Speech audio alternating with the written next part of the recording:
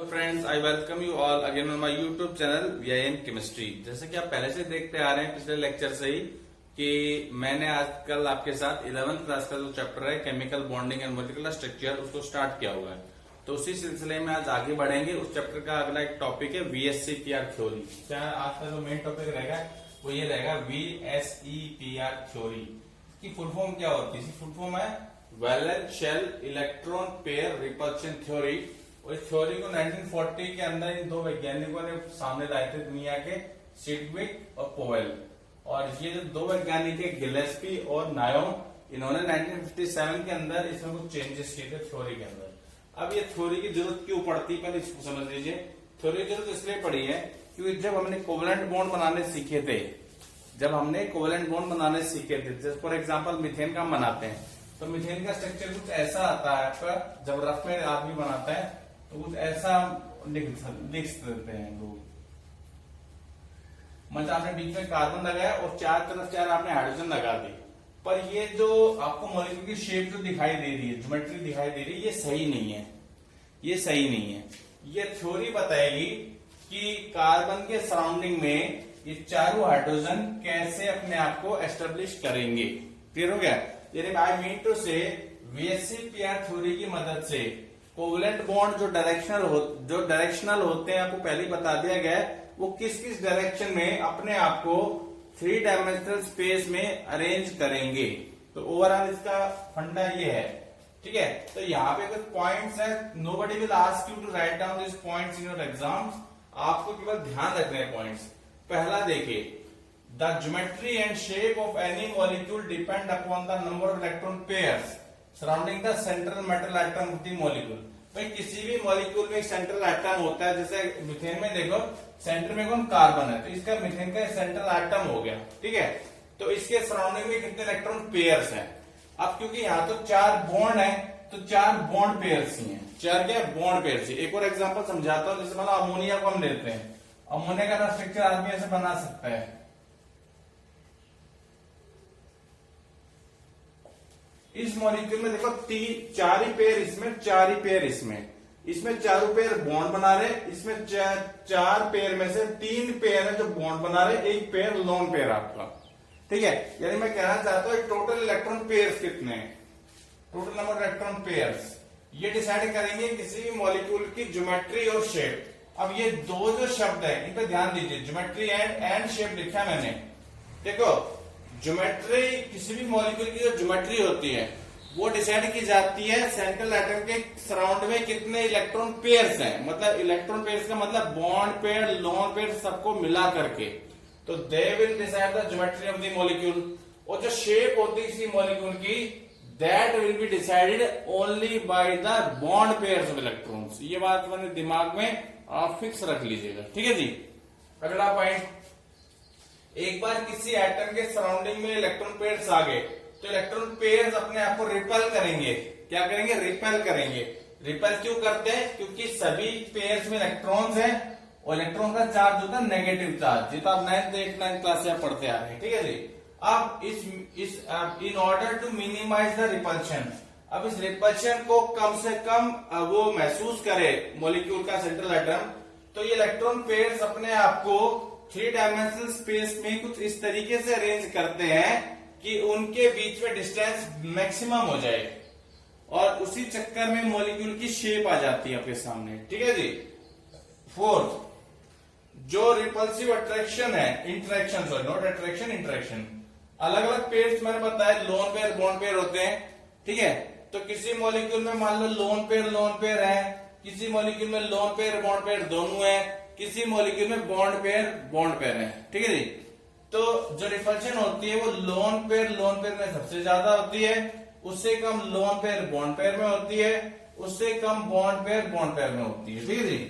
अब देखो 5th, जब सारे के सारे इलेक्ट्रॉन पेयर्स जो सेंट्रल एटम को सराउंड कर रहे हैं वो सभी बॉन्ड पेयर्स हैं। जैसे मान लो ये आपका एग्जांपल लिया था अमोनिया वाला, सॉरी मिथेन वाला, सभी बॉन्ड पेयर्स हैं। तो मॉलिक्यूल की जो ज्योमेट्री होती है उसे हम कहते हैं रेगुलर ज्योमेट्री। क्या कहते हैं? Regular geometry. क्लियर? और अगर मान लो 6th पॉइंट को देखें जरा एक बार, आप किसको देखें? 6th पॉइंट को। जैसे वो अमोनिया का केस है, जब लोन पेयर और बॉन्ड पेयर दोनों प्रेजेंट होते हैं सेंट्रल एटम के सराउंड में, तो मॉलिक्यूल को हम कहते हैं कि मॉलिक्यूल की ज्योमेट्री कैसी है, इर्रेगुलर ज्योमेट्री है। अब एक पॉइंट और है, उसको मैं यहाँ इसकी जगह लिखूंगा 7 पॉइंट, छोटा सा है, उसको समझ लीजिएगा। इस केस में मैं दो आपके सामने मॉलिक्यूल ले लेता हूं। देखो मान लीजिए एक तो मेरे पास आपका ओजोन मॉलिक्यूल है और दूसरा हम CO2 को ले लेते हैं 7 पॉइंट को समझाने के लिए। देखो अगर इन दोनों का मैं रफ स्ट्रक्चर बनाता हूं, इन दोनों मॉलिक्यूल का मैं बना रहा हूं रफ स्ट्रक्चर, तो दोनों मॉलिक्यूल का देखिए ध्यान से।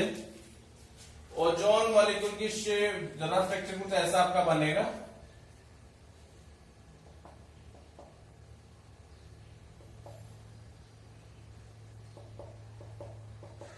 और CO2 का कुछ ऐसा बनेगा।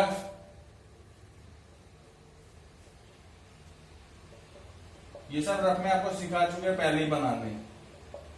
तो देखो बेटा जी, जब भी ऐसे मॉलिक्यूल जिनमें दो एटम के बीच में मल्टीपल बॉन्ड है, जैसे डबल बॉन्ड है, यहां भी दो दो डबल बॉन्ड है, तो इनकी शेप या ज्योमेट्री बताने के लिए आपको डबल बॉन्ड को सिंगल मान के चलना है।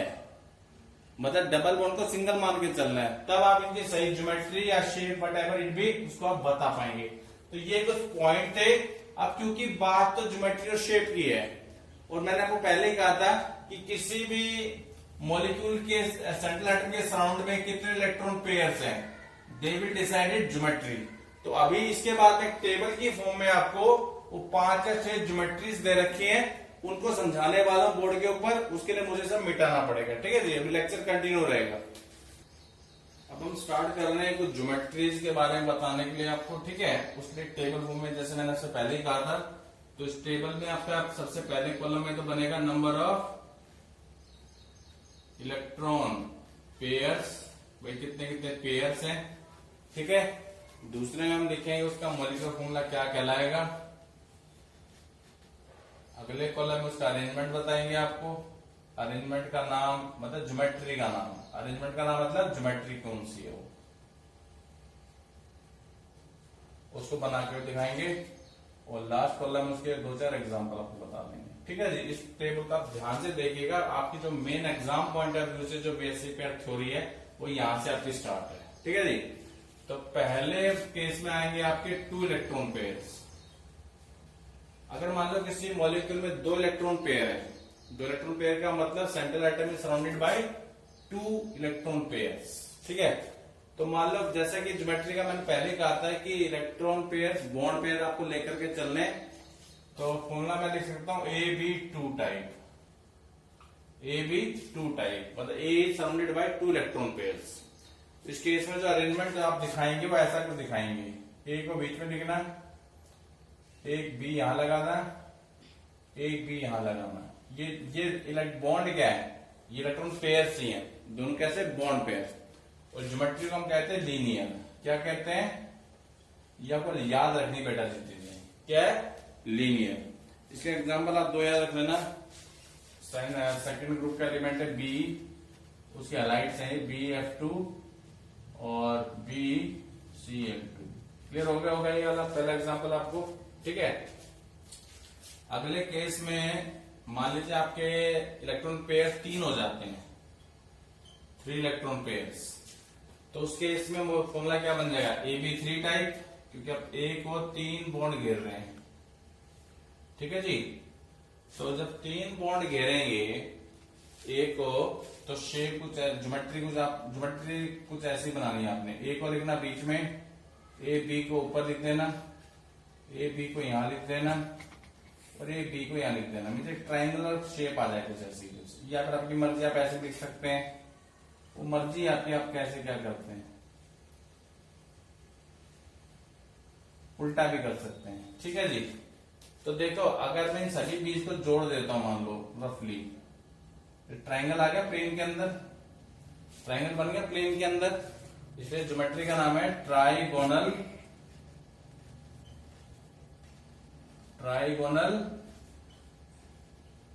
प्लेनर। क्या नाम है, ट्राइगोनल प्लेनर। इसकी मैं आपको 3 एग्जांपल बता देता हूं। एक तो BCl3 याद कर लेना, ये BF3 थोड़ा याद रख लेना, और याद रखना AlCl3। ठीक है। अब देखो यहाँ पे मैं एक चीज और आपको बता देता हूँ, ये जो अरेंजमेंट हमने किया है, ये एंगल कितने का होता है, दो बॉन्ड के बीच का एंगल, ये ऑब्जेक्टिव क्वेश्चन बन सकता है। अब ये स्ट्रेट लाइन है, तो ये जो एंगल है आपका, ये 180 डिग्री का रहेगा। कितने डिग्री का रहेगा? 180 डिग्री का रहेगा। और अगर देखो ये ट्राइंगल अगर बना रहा है, तो ये सब एंगल बराबर है, ये भी इसके बराबर है, ये इसके बराबर है, इसके बराबर, तीनों एंगल बराबर है। तो एक एंगल आपका होगा 120 डिग्री का। कितने एंगल का रहेगा ये? 120 डिग्री। तो आई मीन टू से कि linear geometry shows angle of 180 degree, while the trigonal planar geometry shows angle of 120 degree. Clear? तीसरा है आपका, अगर आपके पास 4 इलेक्ट्रॉन पेयर हुए उस अवस्था में क्या होगा? उस केस में मोलिकुलर फॉर्मूला आपका बनेगा AB4 टाइप, AB4 टाइप। तो अरेंजमेंट कुछ ऐसा होगा उसका, ए को रखना बीच में, और पहले जैसे आपने ट्राइगोनल प्लेनर बनाया था ना, तो 3 था, वैसे बना लो, बी बी और बी, ये तो क्या प्लेन में ट्राइंगल। जो चौथा बॉन्ड है वो आपका कुछ ऐसा निकलता है, आगे की तरफ ऐसा निकलेगा या पीछे की तरफ निकलेगा। अब पीछे तो इसको दिखा नहीं सकता हूं क्योंकि ये बोर्ड है। ठीक है, उसका अब बोर्ड तो 2 डायमेंशनल है, पेज भी आपका 2 डायमेंशनल होगा, तो उस केस में चौथा बॉन्ड आप कुछ ऐसा दिखाएंगे। ठीक है, इस तरीके की ज्योमेट्री आपको बनानी है। ये मीथेन का जो मॉलिक्यूल था ना, इसकी ज्योमेट्री कुछ ऐसी होगी, यानी अब इसको ऐसा चेंज कर सकते हैं मूर्ति को बाद में, H H H। ठीक है जी, समझ गए? तो इस ज्योमेट्री का नाम होता है टेट्राहेड्रल। क्या नाम होता है? टेट्राहेड्रल। क्योंकि जब इस मॉलिक्यूल के आप सभी कोनों को जोड़ोगे तो आप देखोगे इस मॉलिक्यूल का जो 4 फेस आपके सामने आएंगे। कितने फेस आपके सामने आएंगे? 4 फेस, इसलिए नाम है टेट्राहेड्रल। और यहाँ पे हर बॉन्ड के बीच में जो एंगल होता है वो याद रखिएगा, वो होता है 109 डिग्री 28 मिनट्स का। और इसके एग्जाम्पल में आपको मीथेन ले लो, और उसके डेरिवेटिव जो आप 10th क्लास से पढ़ते आ रहे हैं, CH3Cl, CH2, Cl2, CCl4, एक अमोनियम आयन भी है इसका एग्जाम्पल। ठीक है जी, तो ये हो गया आपका जब 4 इलेक्ट्रॉन पेयर आपके होंगे। कितने इलेक्ट्रॉन पेयर आपके होंगे? 4। ठीक है, अगला आपका जब आपके मॉलिक्यूल में 5 इलेक्ट्रॉन पेयर होंगे। कितने इलेक्ट्रॉन पेयर होंगे? 5। फॉर्मूला बनेगा AB5।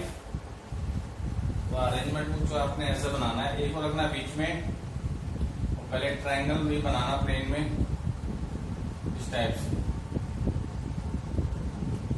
और देखो एक बॉन्ड इसके ऊपर निकलेगा, एक बॉन्ड इसके नीचे निकलेगा, तो उसका मैसेज शो कर देंगे। क्लियर हो गया? अब देखो इसका नाम भी बड़ा इंटरेस्टिंग है। अगर देखिए, मान लीजिए अगर एक प्लेन में ट्रायंगल है और अगर आप यहां से इसको जोड़ना शुरू करते हैं तो पिरामिड बन गया ऊपर। इस बिचारे को बोलिए थोड़ी देर के लिए, पिरामिड बन गया ऊपर, ऐसे एक पिरामिड नीचे बन जाएगा आपका। ये बनाना नहीं है, समझने के लिए सिर्फ ज्योमेट्री का नाम समझाना है। इसका नाम है ट्राइगोनल। तो बीच में ट्रायंगल है और 2 पिरामिड बन रहे हैं बाई पिरामिडल। क्या नाम है? Trigonal bi pyramidal. अब इसके 2 एंगल है इसके अंदर, एक तो ट्रायंगल के एंगल है 120 डिग्री रहेंगे। तो कितने रहेंगे? 120 डिग्री। और 2 जो ये आपके एक्सिस में जो खड़े हैं बॉन्ड्स, इनका जो एंगल बनेगा, चाहे वो इसके साथ बने, चाहे वो इसके साथ बने, चाहे वो इसके साथ बने, वो रहेंगे आपके 90 डिग्री के एंगल। कितने के एंगल रहेंगे? 90 डिग्री के एंगल। ठीक है जी, आखिरी जो है उसको समझ लीजिए फटाफट से। अगर आपके 6 इलेक्ट्रॉन पेयर्स हुए, कितने इलेक्ट्रॉन पेयर? 6। उस केस में आपके मॉलिक्यूल का फॉर्मूला होगा AB6 टाइप, AB6 टाइप। और वहां पे जो अरेंजमेंट रहेगा उसको भी समझा देते हैं। यहीं पे देखिए, देखो जब 5 इलेक्ट्रॉन पेयर थे तो प्लेन में आपने बनाया था ट्राइंगल, ट्राइंगल बनाया था। जब 6 इलेक्ट्रॉन पेयर होंगे तो प्लेन में आप बनाएंगे एक स्क्वायर, एक को रखा बीच में, एक स्क्वायर ऐसे नीचे प्लेन में बनाएंगे हम लोग। ये प्लेन में रखे हुए स्क्वायर है, मतलब इनको अगर आप जोड़ोगे आपस में तो एक स्क्वायर आपका बन सकता है। इस तरीके से ज्योमेट्री बनानी है आपने। ठीक है, एक एंगल ऊपर एक बॉन्ड ऊपर निकल गया, अगला बॉन्ड नीचे को निकल जाएगा इस टाइप से। ठीक है, समझ गए? तो ये ज्योमेट्री जो आपके सामने आ रही है इसे हम कहते हैं ऑक्टाहेड्रल ज्योमेट्री। क्या कहते हैं? ऑक्टाहेड्रल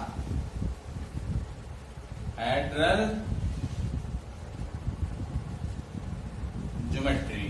क्लियर हो गया? इसमें सारे के सारे एंगल 90 डिग्री के होंगे आपके, प्लेन वाले एंगल भी और एक्सिस वाले एंगल भी, सब किसके के होंगे? 90 डिग्री के आपके होंगे। ठीक है, इसे ऑक्टाहेड्रल क्यों कहते हैं? स्क्वायर के ऊपर जब पिरामिड बनाओगे ऊपर से तो 4 छत ऊपर वाले के बन जाएंगे और 4 फेस नीचे वाले के बनेंगे, इसलिए नाम है ऑक्टाहेड्रल। क्या नाम है? ऑक्टाहेड्रल। तो देखो, इसके मैंने एग्जांपल देना भूल गया था आपको ऊपर वाले का भी। तो जो 5 इलेक्ट्रॉन पेयर में जो आपकी ट्रायगोनल बाइपिरामिडल ज्योमेट्री थी उसके अब एग्जांपल 2 याद रख लेना। PCl5 बड़ा कॉमन सा एग्जांपल है, ऐसे आप PF5 को भी याद रख सकते हैं।